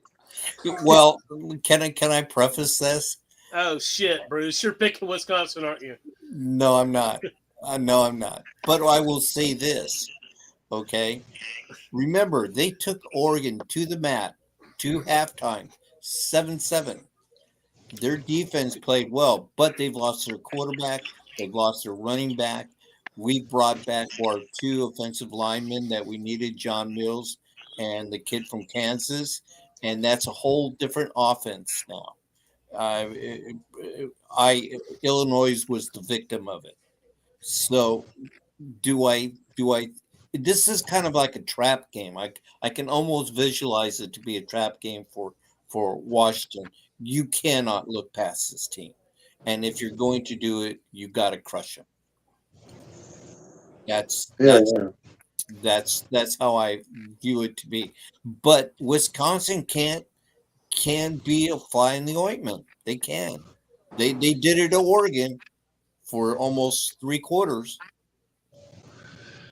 The thing about Wisconsin to me, though, is that where they're failing and where they're not like a traditional Wisconsin team is that they're not dominating the line of scrimmage and they're not able to run the ball well.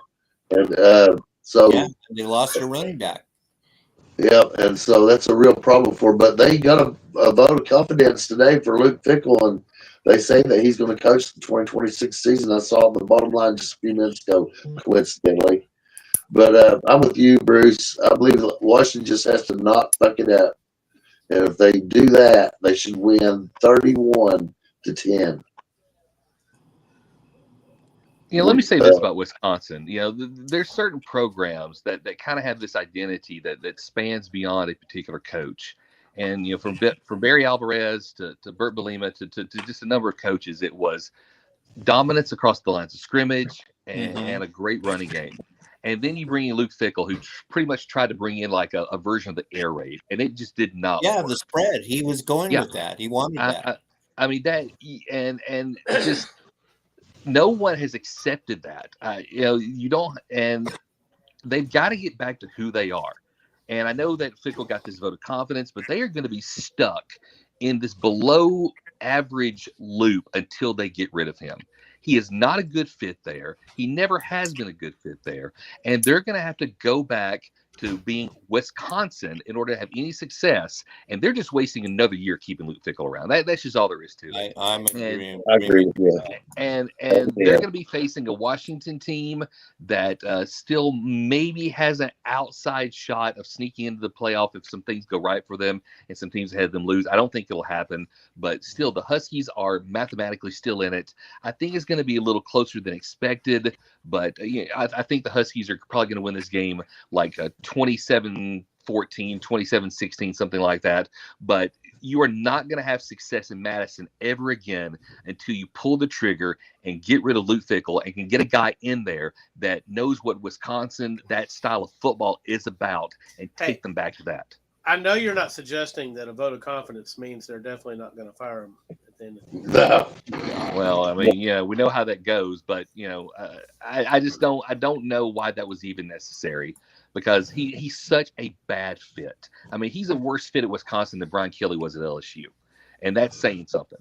But sometimes, I mean, these days it could just be to hold the NIL money together and stuff. Yeah, that's true too. At least Luke Fickell didn't try to do a Wisconsin accent. Very true. But again, I'll say this one more time to move on.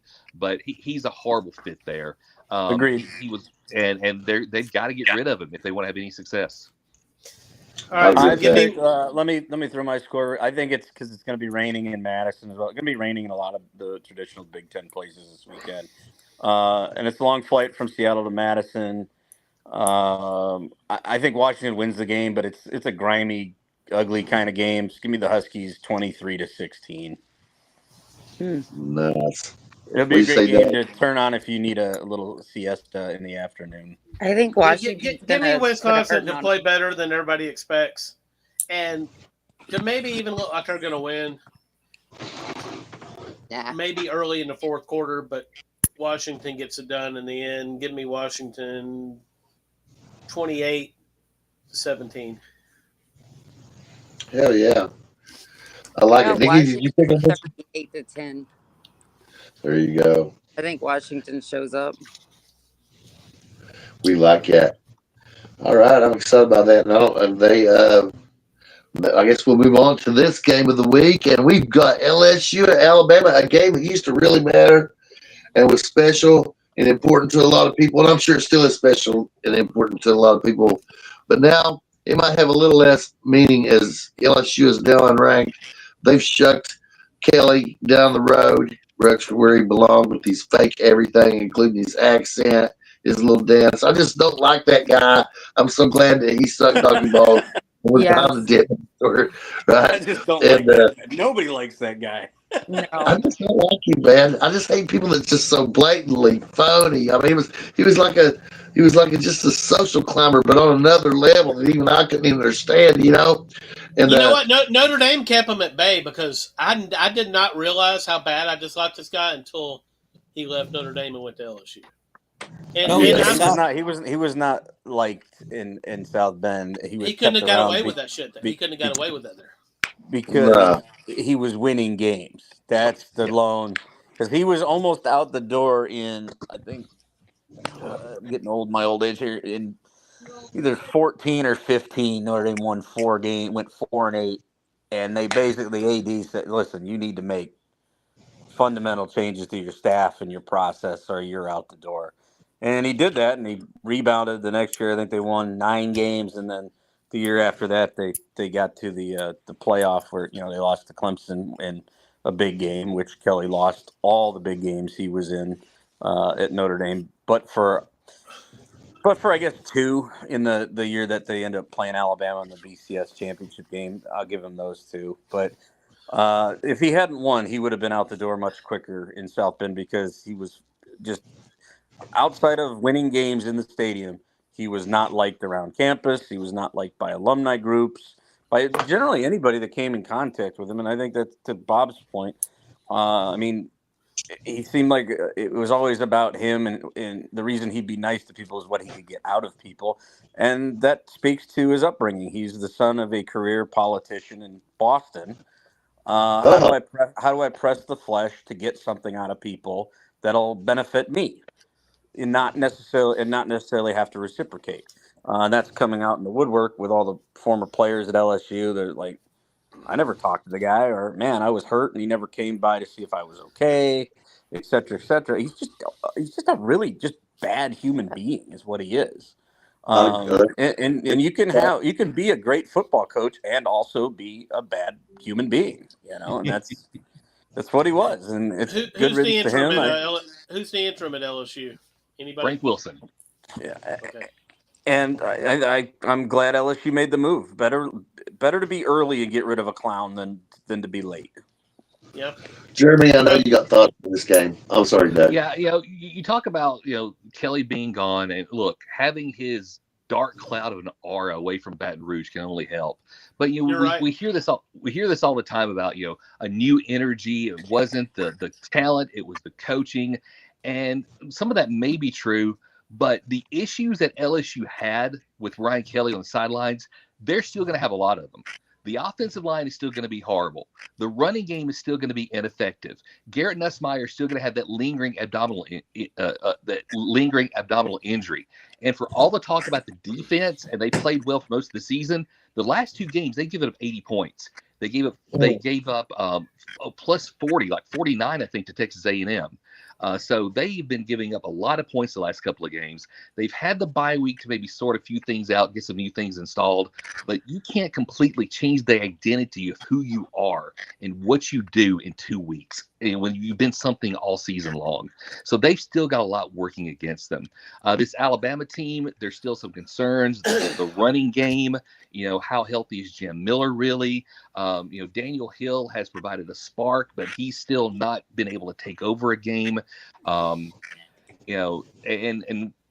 there's still been some struggles on defense running the ball, but the defense has been playing pretty well overall, and they've got the talent to hold the LSU offense in check, no doubt. Night game in Tuscaloosa, and this Alabama team's on a mission. They're fighting for their playoff lives with that one loss. They're right up there at number 4. They can afford one more loss, but probably not to a team like LSU.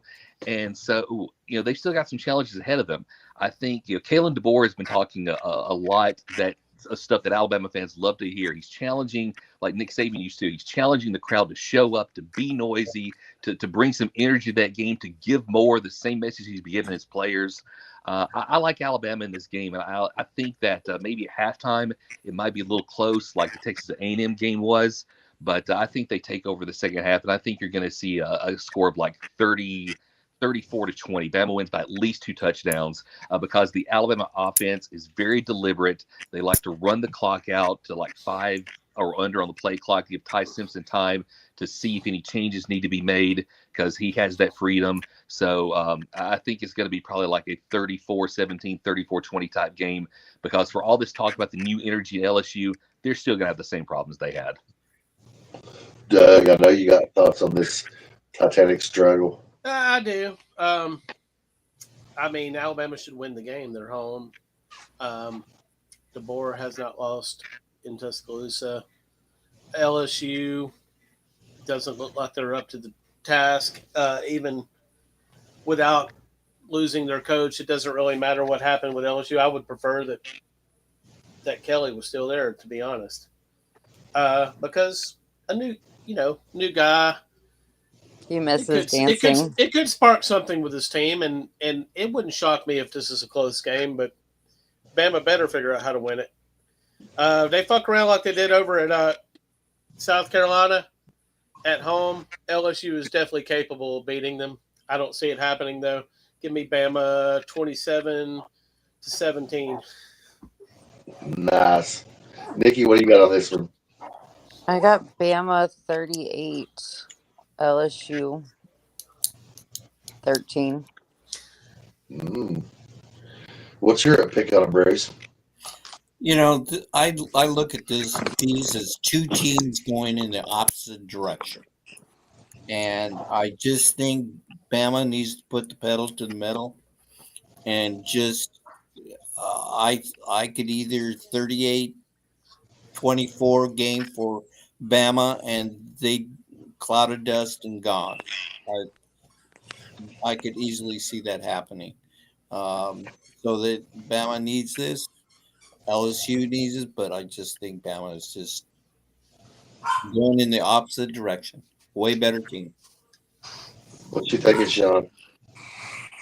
Well, I will kind of piggyback off of Jeremy, but in a more slightly vulgar manner. In so much as LSU finally was able to flush the toilet and get rid of Brian Kelly. But when you have to flush a really bad turd and you leave the bathroom, you light a candle and you say, don't go in there for 20 or 25 minutes because the stink is so bad. That stink is still resonating in that program. LSU. Yeah, it is. You know, this is the best thing I've heard all week. And it's going to take some time for that funk to get out of there. And it's not going to be in Bryant-Denny Stadium, which is, other than Ohio Stadium, one of those two are probably the two toughest venues to go on the road and win in. DeBoer has had a bye week as well to refine and fix some of the things that he might want to fix with a Bama team that just seems to be getting better week after week after week.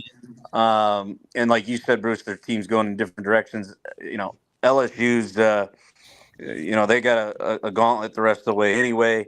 They're not going to win this game, and I like Bama to be a big-time winner in this one. Give me the Tide, 42, LSU 20, and LSU gets 20 late after the game's already been decided. I think Bama fans could probably be heading toward the exits with like 8 minutes to go in the fourth because I just don't see LSU getting up for this one. Not at all.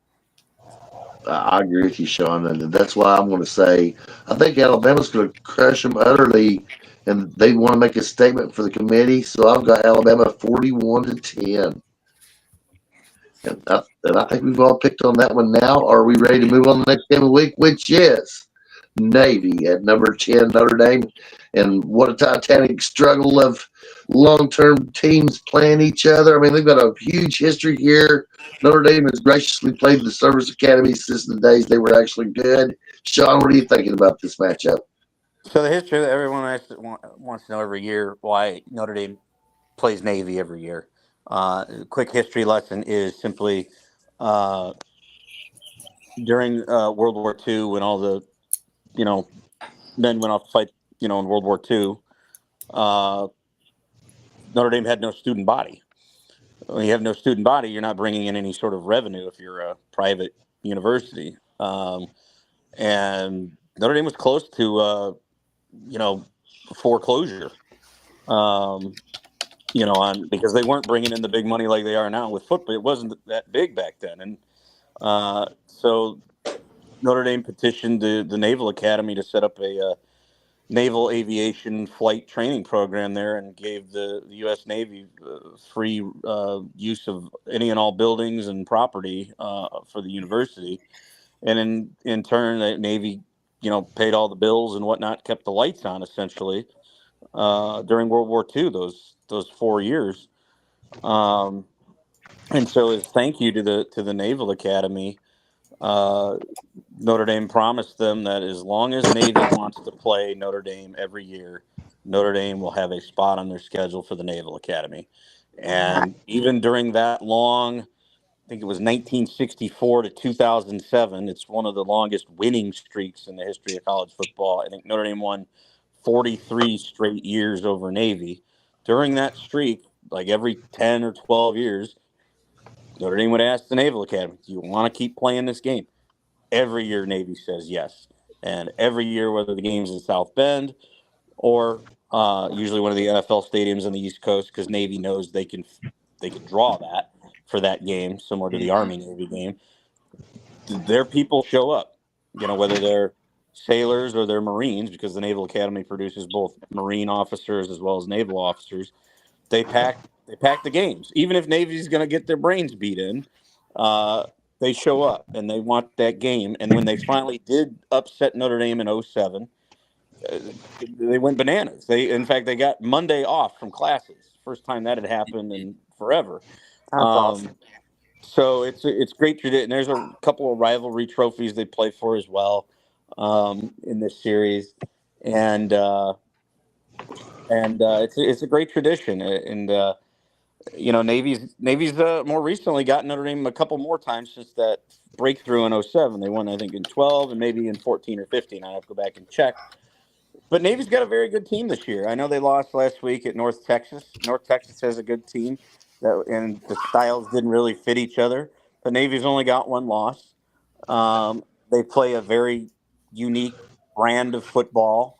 Triple option attack, wishbone, some single wing, some veer that they mix in, which on a 1 week notice for a defensive coordinator who hasn't seen that all year is a pain. And Navy's going to literally every player on that team when they play Notre Dame and when they play Army, it's life or limb. They're willing to literally risk everything, to include broken bones and this, that, and the other, to try to eke out a win. So I think Navy's going to put up a hell of a fight. If Notre Dame plays sloppy and haphazardly like they did against Boston College last week, they certainly could lose. Now, the benefit is it's in South Bend. Notre Dame plays a lot better at home than they do on the road, especially this year. But for the Tyler Buckner kerfuffle there with the extra point, we're probably unbeaten at home this year.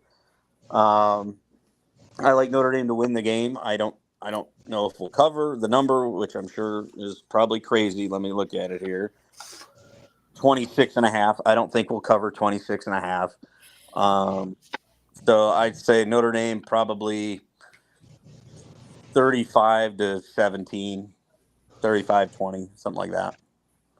Well, hell yeah. Well, I'm very sympathetic to this game as well because my grandfather checked out in the F4F Wildcat there at Great Lakes in 1941. But even with that, I think that Notre Dame's going to crush them early. I'm thinking like 40-17. What are you thinking on this one, Nicky? What's that, Doug? What was the Navy North Texas score? Give me a sec. I'll do it for you. I think last week, Navy at North Texas, the score was North Texas 31, Navy 17. Okay, so they Navy shit the bed. They didn't shit their bed. They shit North Texas's bed. And they might have been looking ahead to the Notre Dame game. Yeah, they don't really have a rivalry with North Texas. They're new.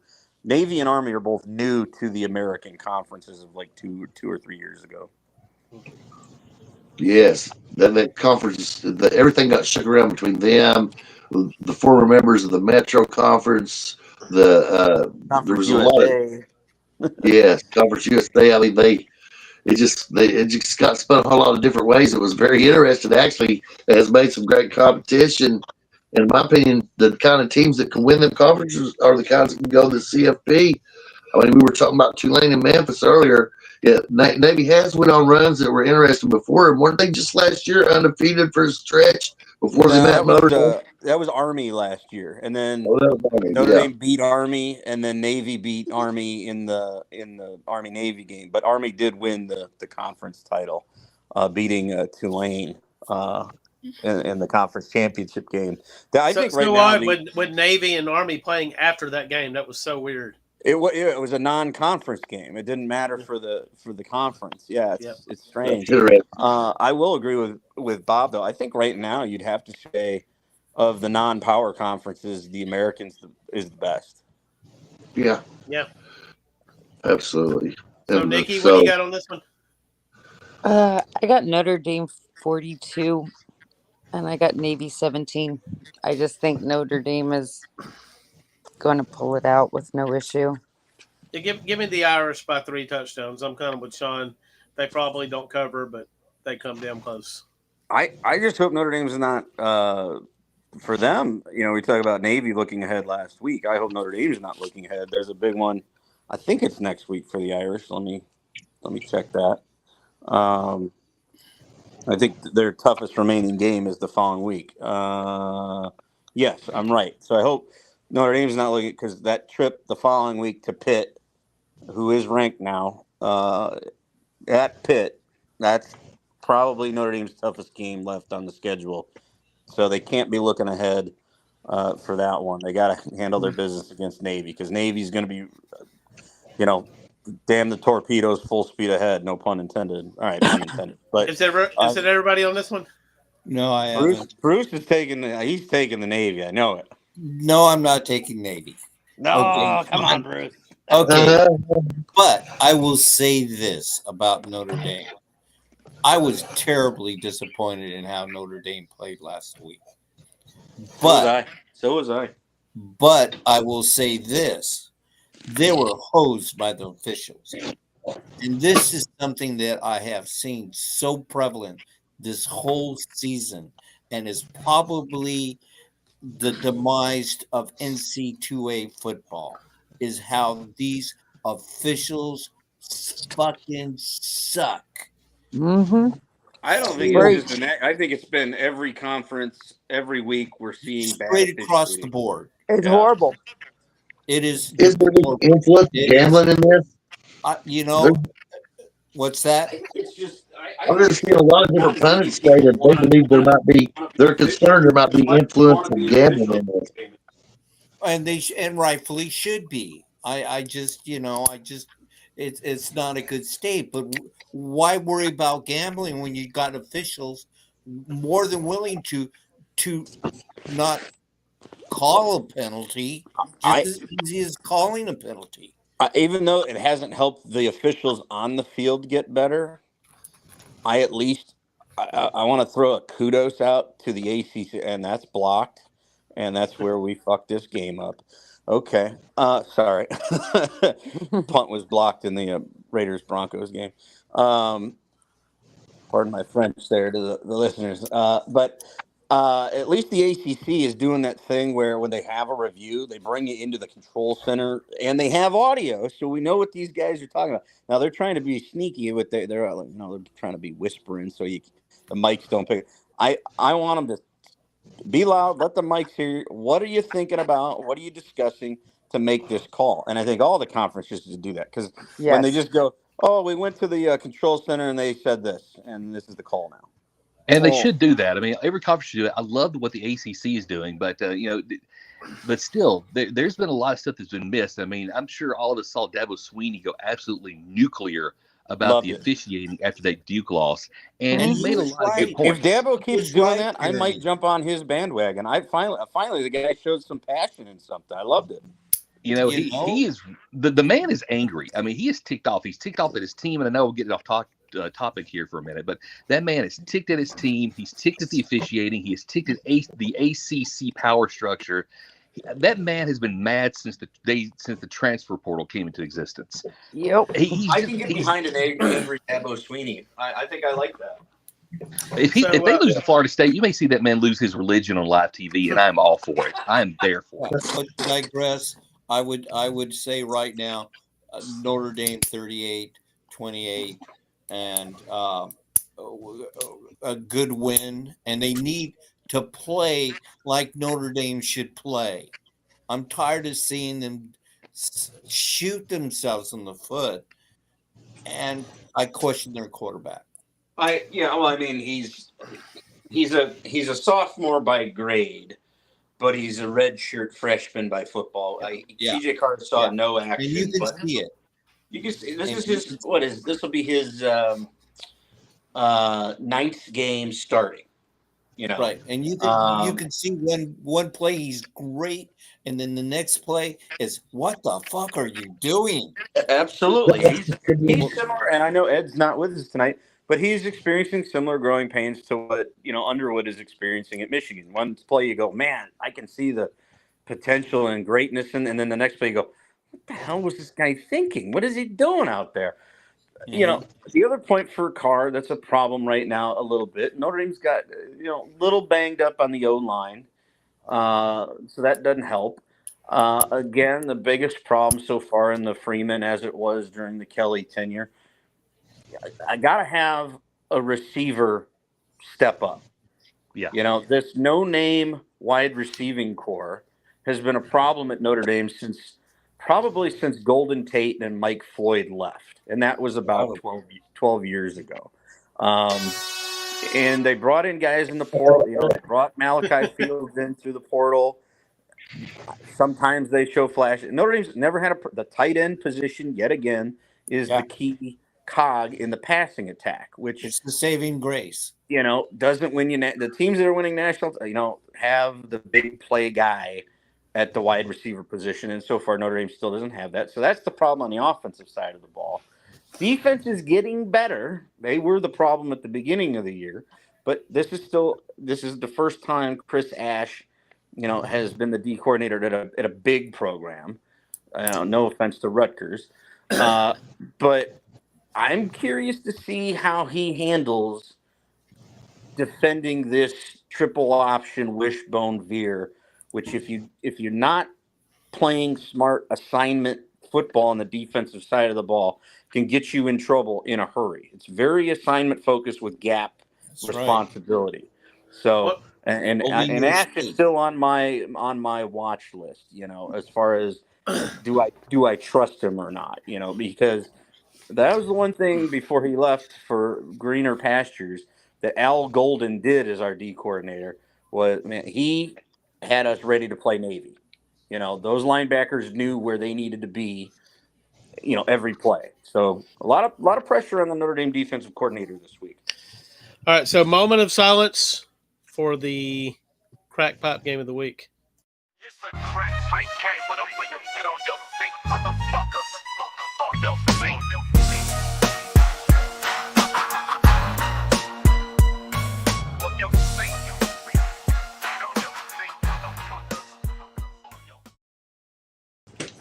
The Crack Pipe game of the week. And I'm sad, that Dane had an important phone call. It was undoubtedly to get crack because he was inspirational in the accidentally discovery that our graphic looked like a crack pipe. So because of that, Doug, I think this is a very important game. Texas A&M at number 19, Missouri. Oh, yeah. Texas A&M has CFP aspirations. Doug, what are you thinking here? Man, I think this is on the road. I mean, I'm waiting for Texas A&M to trip. They haven't tripped so far. I mean, I've got to go with A&M. It wouldn't shock me if Missouri's in this game right till the end, and it wouldn't totally blow me away if Missouri figures out how to win this game. It doesn't matter. You're not gonna stop A&M even if they go to Missouri and lose. They're still going to be in the CFP if they can finish strong. This is probably the best Texas A&M team I've ever seen in my life. There you go. They've been trying to buy a national championship since I've been watching them, and even better than some of those Archie Slocum wrecking crew teams from the late 80s, early 90s. Those were good teams, but I never felt like any of them had a chance to win the national championship, but I do think this one does. I agree with that. And Nikki, is there a big talking down your way about this game? No, there's not too much talk at all about A&M right now.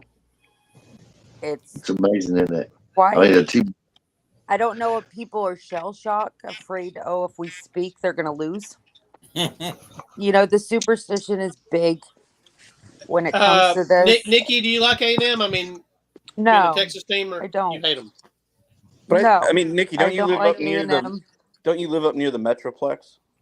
Yeah, about 45 There wouldn't minutes. be a lot of A&M talk there anyway, right? I mean, well, our college is their sister school. Tarleton is A&M's sister school. And we have a lot of A&M fans here in town, and they're quiet. You're probably right. They're waiting for the other shoe to drop like it usually does. And they're afraid that if they speak up, they're going to lose. It's pre World War II, A&M's last national championship. I mean, I'm shell shocked. I'm the same way. Yeah. I got a few Texas A&M fans that I kind of chatter with sometimes, and they don't want anyone really singing praises to their team. They literally think it's going to jinx them. I know one guy, whenever somebody praises A&M, one of the groups I'm in, they're like, "Don't say that. Just don't say that." They don't want. It's really funny to say. It's like calling a pitcher out in the seventh inning and saying, he just could throw a no-hitter. Exactly. Yes. And I feel that way. Alan from the Hangover movies. Don't look at it. Don't talk about it. Stay away from it.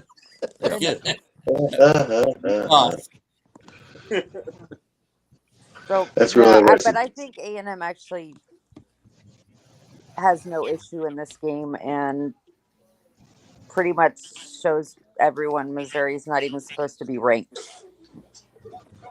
There you go. And A&M has been in the conference a long time, and they've had a few good years. But I'm with Doug on this one that this is the first team that looks like that it's complete enough to actually compete. And I'm impressed with Elko's ability to confidently play solid football. I just haven't seen any stupidity out of this team. Whereas at Missouri, it seems like if there's a big moment that they find a way to fuck it up.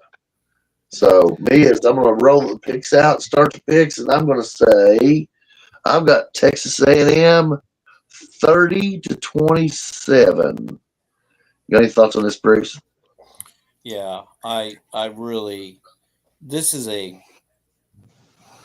I can't say it's an absolute must win for Missouri, but other than Ohio State, Indiana, Texas A&M, they're just solid teams. I see them not losing, and probably Oregon. I could slide Oregon in that fourth position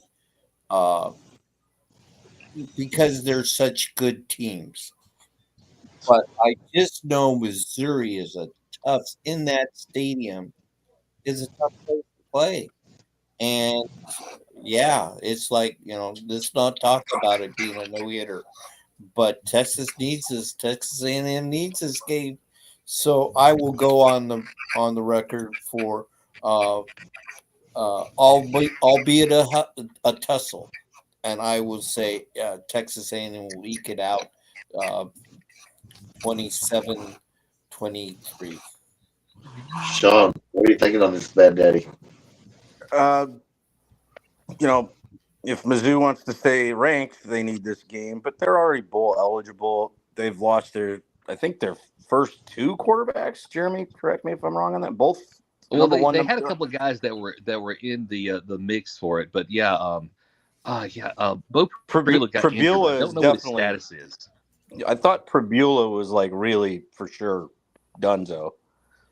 He got hurt one game this year, but maybe against Vandy, and I don't remember the status. I haven't checked on this game a lot this week, but if he's out, that's going to be a challenge. They still have that great running game. They're one of the best running games of the conference, but both teams they faced that really you could consider good teams, Vanderbilt and Alabama, they lost both those games.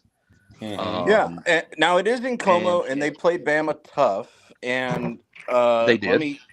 Now, to be fair, we talked about that being that was a noon Eastern kick, which it was. Kind of you get out of the gates a little slow. It was the visiting team. This game, I don't think is at noon. I think it's later in the day. I think it's night. Afternoon. I think it's 2:30. Yes, 2:30. Okay. So, and A&M does need this game for the simple fact that not so much to Doug's point about going to the playoff, but I don't think A&M, since they've been in the conference, you SEC guys, correct me if I'm wrong, they've never made a trip to Atlanta for the SEC championship game, correct? They had not. They really didn't come close. I mean, honestly, they haven't come close.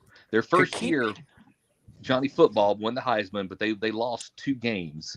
But I mean, that's the closest they've gotten. And they've never made the SEC championship game. I don't even know. They made the Cotton Bowl 1 year with Johnny Football.